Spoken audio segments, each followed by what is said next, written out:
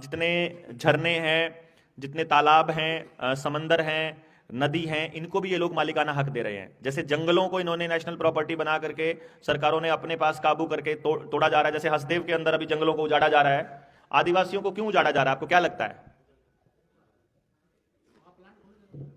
आपको लग रहा है प्लांट खुलेगा, आपको लग रहा है कोयला मिलेगा, आपको लग रहा है कि प्राइवेटाइजेशन का दौर है, आपको लगता है कंपनियां करेंगे। लेकिन असली खेल यह है कि जो व्यक्ति अपनी मूल जगह पर रहता है उसके ऊपर कोई कानून लागू नहीं होता है।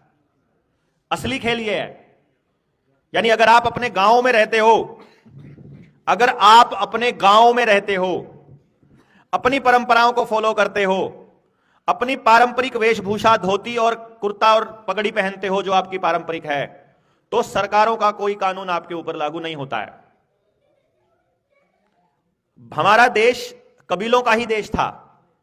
हर कबीले का अपना नियम था। गांव को ही कबीला बोलते, गांव कबीला बोलते थे। हमारा परमात्मा प्रकृति रहती है। हमने ज्यादा से ज्यादा अगर किसी को बहुत तवज्जो दी है साक्षात मान करके, तो वो हमारे पुरखे थे।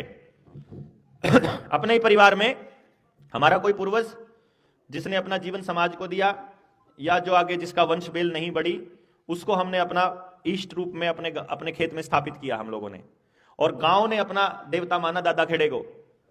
गांव खेड़ा बोलते थे।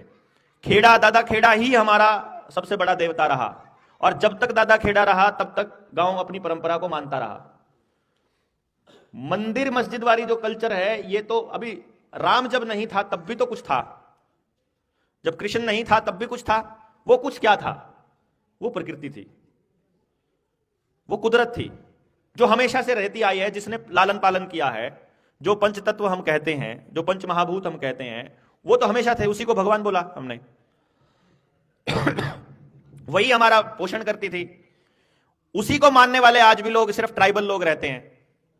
वो आज भी किसी देवता को नहीं मानते हैं, वो प्रकृति को ही बोलते हैं जय जोहार। जोहार प्रकृति को ही बोलते हैं वो। तो उनके तो संबोधन में भी जय जोहार रहता है। तो वो जो जोहार है, उसको मानने वाले लोग जितने भी हैं, उनको विस्थापित करना है। जैसे ही वो अपनी मूल जगह से गए, वो भी फिर हमारे जैसे शरणार्थी हो जाएंगे। आधार कार्ड बनाने वाले, 5 किलो अनाज पर जीवन यापन करने वाले, रुपयों के ऊपर डिपेंडेंट लोग। आज वो रुपयों पर डिपेंडेंट नहीं है। हर मौसम के लिए उनके पास, अपने पास सब कुछ है, उनका खाने का सब कुछ है। उनको आपका एक सिंगल रुपया नहीं चाहिए।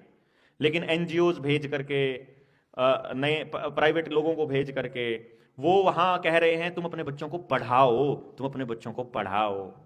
क्योंकि आपका बच्चा पढ़ेगा तो कलेक्टर बनेगा, कलेक्टर बनेगा तो आपकी भाषा में समझाएगा, सरकार का आदेश है मानना पड़ेगा, जगह तो खाली करनी पड़ेगी। आपके कलेक्टरों ने यही तो किया है ना। और आदिवासी महिला को राष्ट्रपति क्यों बनाया गया था? जिस दिन बनाया गया था, मेरी फेसबुक की वॉल देख लो, जिस दिन द्रौपदी मुर्मू को राष्ट्रपति बनाया गया था, मेरा पहला स्टेटमेंट यह था, अब आदिवासियों का सत्यानाश होगा। क्योंकि इसको बनाया ही इसलिए गया है। जो जिस जाति का व्यक्ति प्रधानमंत्री, राष्ट्रपति, उपराष्ट्रपति, मुख्यमंत्री, डिप्टी सीएम है, उस जात का तो नाश प्राथमिकता में है।